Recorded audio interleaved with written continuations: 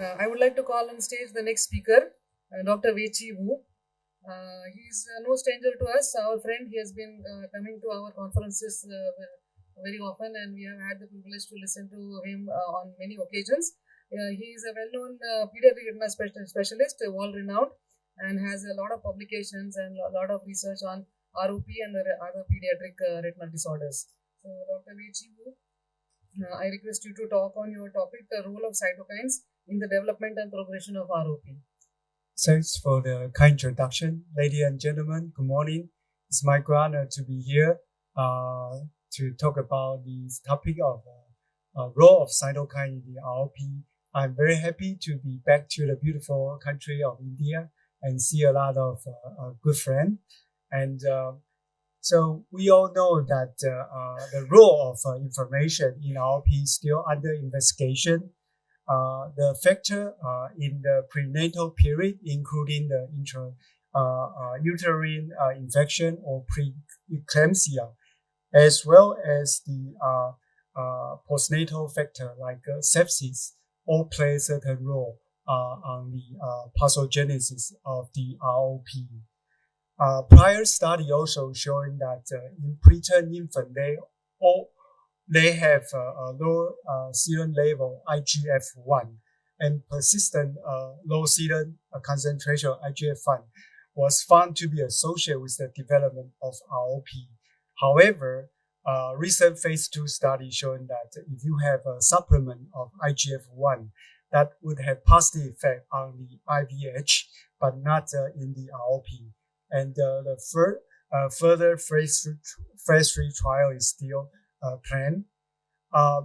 We found that most of the study looking at the cytokine and ROP, they are performed either retrospectively or at a single time point. So to solve that issue, we plan a study prospectively examine the potential biomarker, especially the inflammatory cytokine associated with the ROP with an array of serum cytokines in these premature infants. So this is a flowchart showing how we enroll this study. So this was a prospective study, and we enroll 3 groups of patients. Group 1 is an infant who was born prematurely without ROP. Group 2 were patients who were having mild ROP without needing treatment. Group 3 were type 1 ROP needing bevacizumab treatments. And at the time of injection, we designated as a baseline. Then 2 weeks and 4 weeks after the treatment, we measure the serum inflammatory cytokine again. So overall, we measure 40 serum cytokines. These cytokines including like factor like GCSF, GM-CSF, interleukin, and TNF and TNF-alpha receptors. So here was the demographic of the patient. Overall, we enrolled 50 patients in 3 groups of patients. Of course, compared to the premature infant without ROP, type 1 ROP kids have lower gestation age and lower birth rate. Also, they have a higher comorbidity of sepsis, RDS, and BPD.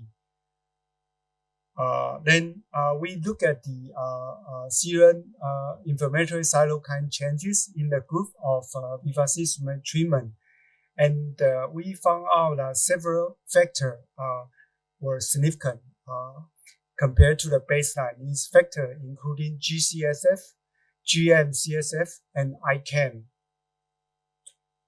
So in type 1 ROP treated with bevacizumab, ICAM and TNF-alpha-2 serum level was significantly decreased during follow-up, while GM-CSF serum level were significantly increased at 4 weeks compared to baseline. Then we look at the mild ROP group without any treatment. We did not find any significant factor that was associated with the elevation or decrement compared to the baseline. Then lastly, we look at the no ROP group. In this group, we also found several factors like interleukin 12, P40, interleukin 15, interleukin 5, they were associated with the development of, compared to the follow-up, they were either increase or decrease. So in the premature control without ROP, IL-5 serum level was significantly increased at 2 weeks, and the IL-12, P40, IL-15, and TNF-alpha serum level was significantly increased at 4 weeks compared to baseline. So then we want to ask another important question. Were there any differences in the cytokine between groups? We compare the cytokine changes among 3 groups of patients. We could not find a single cytokine that stand out in the analysis. So that means the fluctuation in the serum inflammatory cytokine level could not predict ROP severity between groups.